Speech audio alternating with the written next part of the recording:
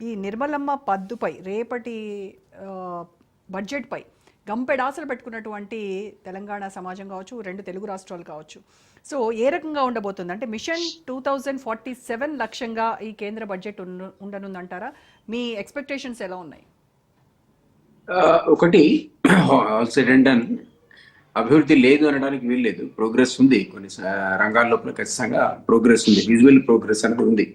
అది ఇంతకుముందు మేడం అన్నట్టు టాయిలెట్స్ సంబంధించి ఒక 12 కోట్ల మందికి కానీ, అదేవిధంగా ఇంకో 12 కోట్లు మందికి నేను అనుకుంటా, అంతే అనుకుంటా 9 crores 10 crores సబ్సిడీ, ఇది గ్యాస్ ద్వారా, సబ్సిడీ ద్వారా గ్యాస్ కనెక్షన్ ఇవ్వడం కానీ, ఇట్లాంటివి చాలా సందర్భాల్లో అంటే డెఫినెట్లీ అవి అచీవ్మెంట్స్, కామన్ మ్యాన్ కి టచ్ అయ్యేటువంటి అంశాలు. కానీ devolution of funds towards states అన్నది పెరగాలి అనేది మన యొక్క అభిప్రాయం. ఇది ఈ డెవల్యూషన్ ఆఫ్ ఫండ్స్ లో ఈ సెంటర్ అండ్ స్టేట్ షేర్ అనేది స్టేట్స్ కి ఎక్కువగా లేదు అన్నది అంటే జనరల్ గా చెప్తున్నాను, ఒక తెలంగాణ కోసం అని కాదు. ఇప్పుడు దాదాపుగా 50 లక్షల పైన కేంద్ర బడ్జెట్ ప్రవేశపెడుతున్న సందర్భంలో మనం అబ్జర్వ్ చేస్తే 19% వాళ్ళకు ఇన్కమ్ ట్యాక్స్ ద్వారా ఇన్కమ్ వస్తుంది. మళ్ళా 19% పాత అప్పులు కట్టడానికే పోతుంది. వాళ్ళకి ఏ అప్పులైతే కేంద్రం చేశారు ఆ అప్పులు కట్టడానికి కూడా 19% వాళ్ళ రూపాయి వెళ్ళిపోతుంది అందులో వచ్చి.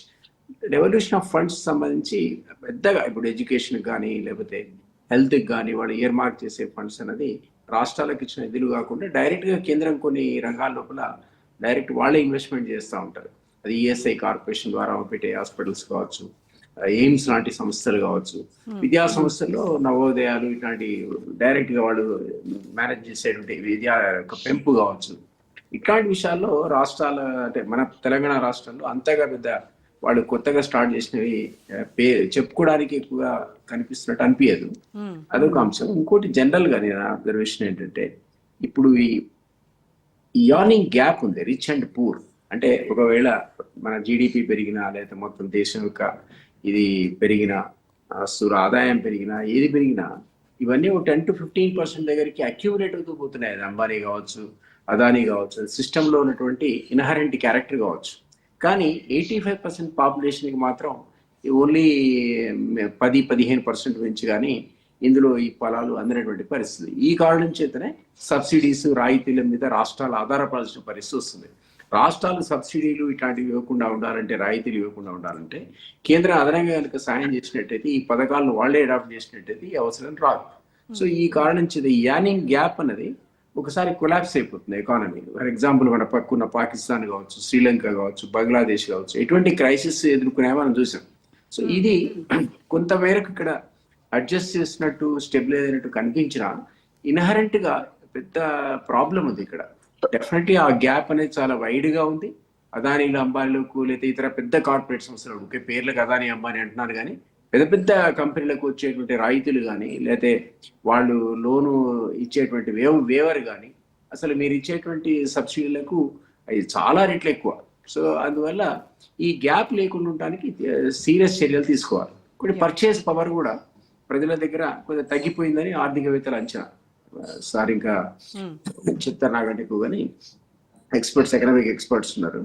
అయితే నేనేమంటున్నానంటే ఈ పర్చేస్ పవర్ అనేది పెంచడానికని ఇప్పుడు నిన్న మొన్న ఆర్బీఐకి వచ్చిన రిపోర్ట్ల వల్ల ఇప్పుడు ఇన్కమ్ ట్యాక్స్ రాయితీలు ఇచ్చేటువంటి పనిలో కేంద్రం పడ్డది అనేది ఒక రూమర్. అంటే ఎకానమిస్ట్ ఒక ఆర్టికల్ రాస్తే నేను చూశాను అందులో. సో అది ఎందుకు జరిగింది, ఎందుకు పర్చేస్ పవర్ పోతుంది, ఇది ఒక ఆస్పెక్ట్. ఫారిన్ డైరెక్ట్ ఇన్వెస్ట్మెంట్ కూడా నిన్న మన వరుసగా వారం రోజు పేపర్లో వస్తుంది, చాలా మంది విత్డ్రా చేసుకుంటున్నారు. ఎందుకు ఆలోచన ఈ ట్రెండ్ వచ్చింది? సో ఇక్కడ ఒకప్పుడు బోడజాతి సంస్థలు రకరకాల స్టేట్స్ లో ఇంక్లూడింగ్ తెలంగాణలో చాలా సంస్థలు నెలకొల్పి బ్రాంచెస్ నెలకొడతాయని ఆసక్తి చూపించి పెట్టుబడి పెట్టేటువంటి సందర్భం నుంచి తిరిగి వెనకకు తిరోగమనం వైపుగా ఎందుకు పోతుంది అంటే, ఏ పాలసీ అనేది వాళ్ళకు ఇంట్రెస్ట్ లేకుండా పోయింది, ఎక్కడ వాళ్ళకి డిస్కరేజ్ అవుతున్నారని కూడా డెఫినెట్లీ ఆస్పెక్ట్ ఆలోచించాలి. తర్వాత మినిమం వేజెస్ కింద రాష్ట్రాలు ఇచ్చే మినిమం వేజెస్ అనేది కంపేర్ కూడా లేకుండా పరిస్థితుంది. సెంట్రల్ గవర్నమెంట్ దగ్గర ఒక మినిమం వేజెస్ యాక్ట్ ఉంటుంది. ఆ యాక్ట్ చేస్తే ప్రభుత్వ రంగ సంస్థలు ఏవైతే కేంద్రం ఆధ్వర్యంలో పనిచేస్తున్నాయో అక్కడ మాత్రమే యాక్ట్ ఇంప్లిమెంట్ అవుతుంది తప్ప రాష్ట్రానికి వచ్చే వరకల్లా వాళ్ళ ఫ్రీడమ్ ఉంటుంది, వాళ్ళ ఓన్ యాక్ట్ చేసుకోవడానికి. అది చేసే సందర్భంలో దాన్ని మ్యాచింగ్ గా ఉండట్లేదు. గ్యాప్ చాలా ఉంటుంది. అంటే 10,000 12,000 కూడా చాలా ఉద్యోగులు పనిచేసాడు. కంప్యూటర్ నేర్చుకున్నటువంటి ఇంజనీర్లు కూడా 10-15 వేల కంటే అంటే ఎక్కువ రానటువంటి పరిస్థితిలో ఉద్యోగాలు చేసిన పరిస్థితి వస్తుంది. ఇది డెఫినెట్ గా ఓవరాల్ దీని సిస్టమ్ ని దెబ్బకొడుతుంది. సో దిలీప్ గారు, ఇవన్నీ అయితే ఇప్పుడు కేంద్ర పెద్దలు ఏదైతే ఆర్థిక రంగంలో మనం అభివృద్ధి చెందుతున్నాము, అభివృద్ధి సాధిస్తున్నాం అని చెప్తున్నారో, మరి అలాంటప్పుడు ఎందుకు డాలర్తో పోలిస్తే మన రూపాయి పడిపోతూ వస్తోంది? దీని కారణాలు ఏంటి మరి? చెప్తున్నా మీకు. ఇప్పుడు మీరు ఎంతగా పెట్టుకున్నా ఏ అమెరికా 20-25 ట్రిలియన్ డాలర్ల ఎకానమీతో కానీ, చైనా 19 ట్రిలియన్ డాలర్ల ఎకానమీతో కానీ, లేదా మనకున్న 3.6 ట్రిలియన్ డాలర్ల ఎకానమీని కంపేర్ చేయలేరు. అది ఏదో 3వ స్థానానికి 5వ స్థానానికి పోతుందంటే పోయినా కూడా మన 3.6 దగ్గర 5.6 దగ్గర ఉన్నాం అనుకోండి, దానిలో ప్రయోజనం ఏంటి?